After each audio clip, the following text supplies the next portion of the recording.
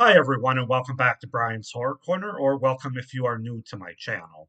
So, we're going to start the second leg of my 3.5 month journey through the 1981 horror landscape. It's part of my overall 1980s series. And we're going to take a look at an anthology movie from 1981 that I have as part of my Blu ray collection, standard Blu ray. And that movie is the Monster Club with Vincent Price, John Carradine, and Donald Pleasance. Um, on here, it actually says 1980. There was some question about whether I was going to review this in my 1980 part of this series last year. But everywhere else I look, it's 1981. It was released on April 9th, I believe, 1981. So that's what we're going to go with. But yeah, The Monster Club, a horror anthology movie from 1981. Let's just go ahead and get into it now that we're into February here, the second month of this 3.5 month journey. The Monster Club is a 1981 British anthology horror film directed by Roy Ward Barker, who directed other Amicus films. This is not an Amicus film. We'll get more into that in a minute here. Um, but directed by Roy Ward Barker and starring Vincent Price and John Carradine. It is based on the works of the British horror author R. Chetwynd Hayes. It was the final film from Milton Subotsky, who was best known for his work with Amicus Productions. Amicus were well known for their anthologies, but this was not an Amicus film. It was also the final feature film for director Baker. A fictionalized version of author R.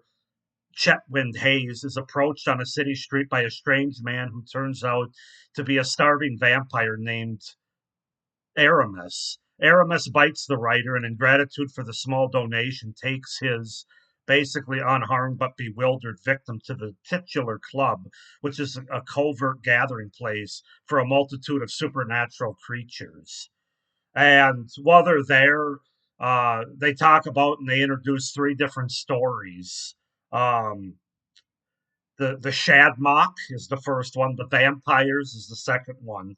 The Ghouls is the third one. And then at the end of the film, um, Aramus cheerfully lists to the other club members all the imaginative ways that humans have been horrible to each other and declares that humans are the most despicable monsters of all. So I'll get more into the individual stories as I give my review here. But as far as the cast goes for the Monster Club, we have Vincent Price as Aramis, John Carradine as R. Chetwynd Hayes, Donald Pleasance as Pickering, Stuart Whitman as Sam, Richard Johnson as Mr. Basos- Basotsky, Barbara Kellerman as Angela, Britt Eklund as Mrs. Bukowski, Simon Ward as George, James Lorison as the Raven, the Shadmock, and Leslie Dunlop as Luna. So yeah, that's the setup, the premise, the idea for the 1981 horror anthology, The Monster Club. Now, as I mentioned earlier, this isn't an Amicus film. Amicus has been dissolved by this point. But it has a lot of the same people involved. Roy Ward Barker directed a couple of Amicus films, including one of my favorites, The Asylum. And of course, where's the name of the other guy I was looking at? Milton Subotsky was like a huge part of Amicus. So going into this, my expectations were of an Amicus sort of horror anthology, and that was a mistake on my part because this is a little bit different. And I'm glad I waited a day to review this because after I got done watching the film, I wasn't impressed. And I was not necessarily going to rip this one, but I had a pretty low rating for it. But upon letting it marinate for a bit, I've kind of not come around. I still think it's a pretty weak horror anthology film, especially from a lot of the people involved here. Um, Sort of not the cast offs, but the final remnants of Amicus. It doesn't compare to some of the other movies in that studio, in my opinion, but it's not without its charm. So let's go ahead and get into my review of the Monster Club, and I'll talk about the good things first, of course, talking about the pros. Um, the biggest pro I can give is Vincent Price and John Carradine. I really just enjoyed those two characters. Their performances are great, as you would expect. But just everything from their interactions, their on screen presence is great throughout this movie. They both perform well here, as would be expected. But yeah, frankly, I could have watched a movie of just those two talking to each other back and forth, even if they didn't introduce like separate stories. And just had that wraparound sequence. So yeah, they're definitely the strongest part of this movie. Vincent Price is just he really hams it up. He was just made for this genre, and he just does such a great job. And even John Carradine at an older age here in this movie, I thought those two their interactions was just great. So that was my favorite part of the movie. The Monster Club idea is really cool and unique and interesting. This idea that um, you have one character that invites the other character to this monster club just for monsters, basically. On paper, that's just a great idea and a great wraparound story, a connecting tissue story for an anthology. Um, it's not executed as well as it could have been, and we'll get more into that. But just that whole idea is kind of cool and interesting. And I will say there's some cool lighting between as the two characters of John Carradine and Vincent Price's characters are talking. You have a lot of reds and blues in this monster club that sort of reflect off each of the characters. And I thought that was really cool. Really visually, it was nice to look at. And that was probably the best part about the Monster Club.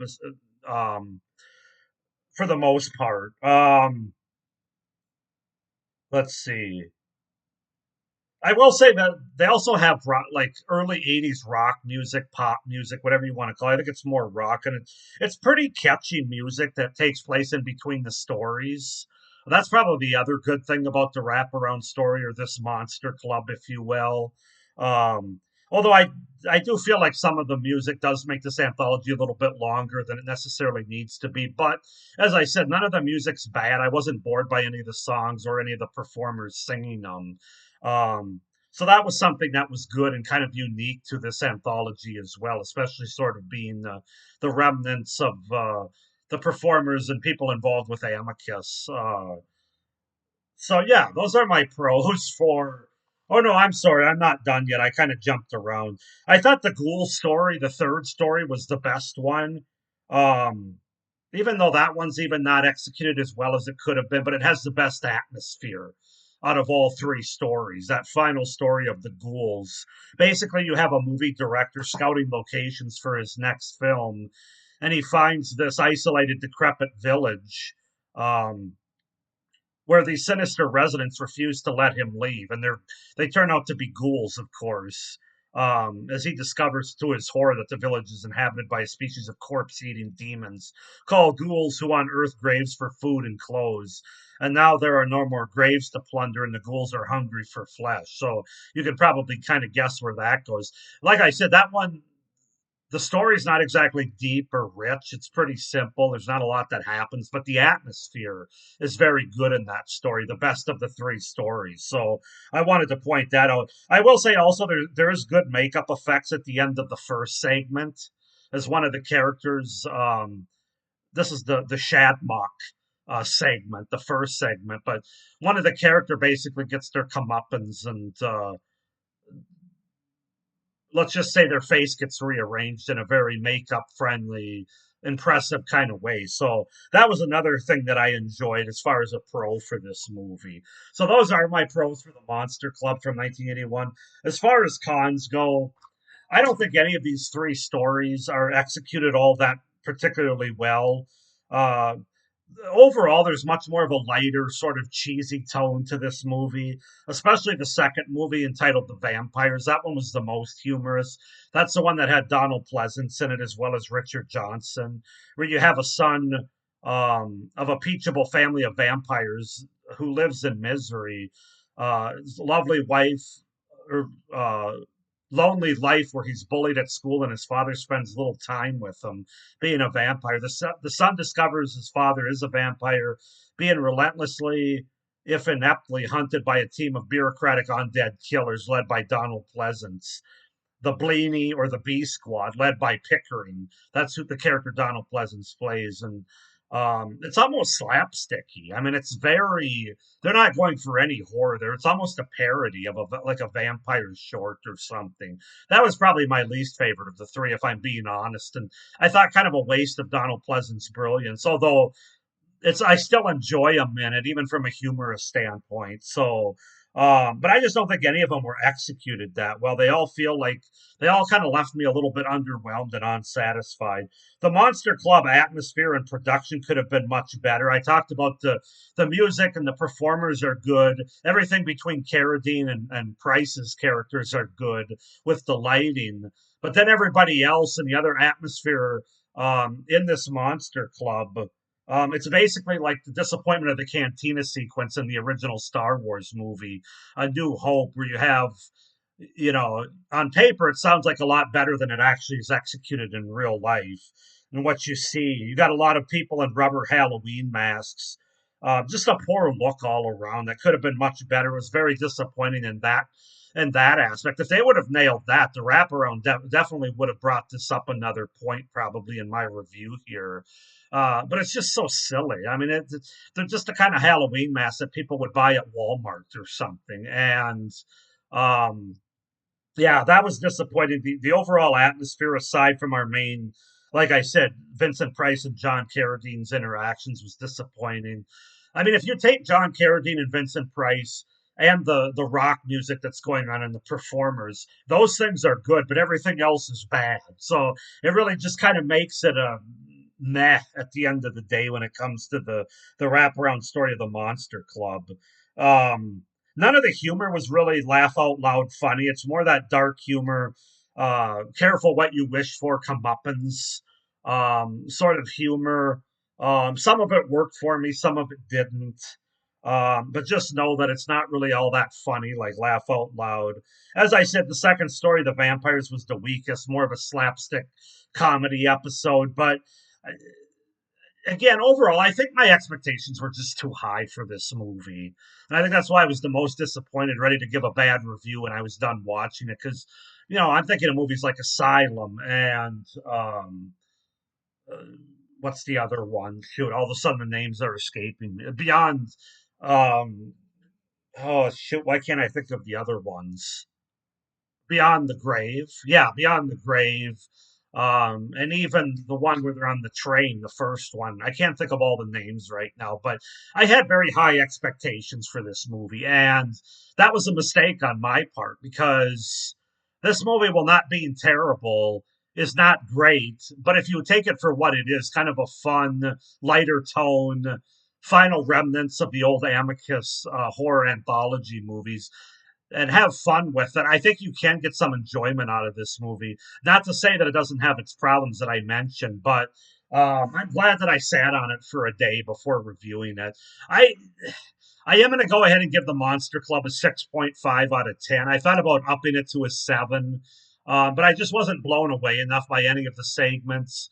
Um, the wraparound story probably gives it like 4 or 5 out of the 6.5, and then the stories are probably like 2.5 to 3 of my 7.5 or 6.5 rating. Sorry.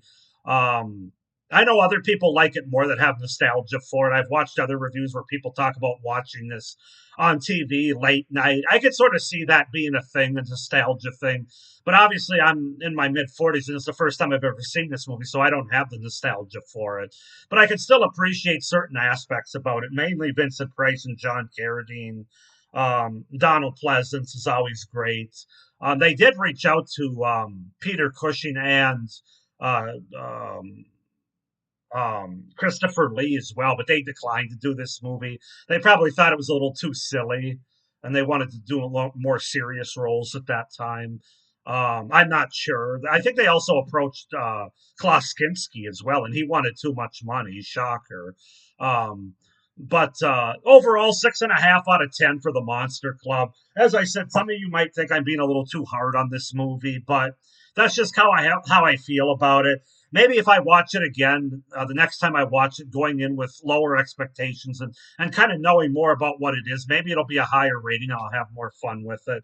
I will show you too the special features on the back. It does have quite a few special features, including an interview with Vincent Price from 1987, a 62-minute interview, so over an hour. You could also watch this in a nightmare theater mode with Mr. Pickens and Cat, or watch the film only. So there's some other interviews. Of course, you have um, the original trailer. You know, a lot of it's a nice addition. It's a nice release of the movie. So that's the Monster Club from 1981. 6.5 out of 10 for me. Go ahead and comment down below if you are one of those folks that enjoyed this movie more, if you grew up with it, you have nostalgia for it, or if you just think it's better than I would. I'd be curious to hear down below. Um, Please like this video, hit the little notification bell, and subscribe to my channel so you don't miss any of my upcoming reviews for 1981, or so you don't miss any of my other great horror content as well, in and around my 1981 series here, reviewing movies. So, with all that being said, I hope everybody's doing well. Happy February, I guess. And as always, stay scared. Bye.